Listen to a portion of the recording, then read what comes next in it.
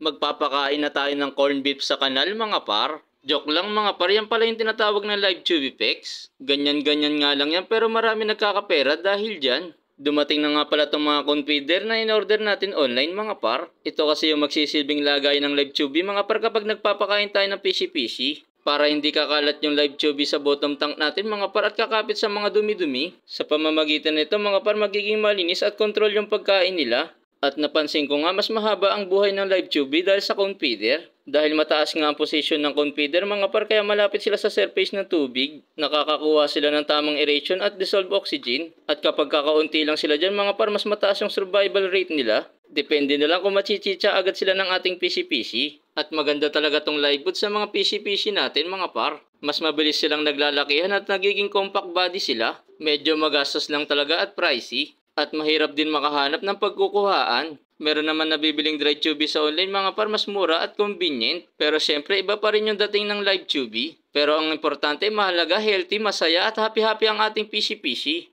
Kaya happy fish keeping!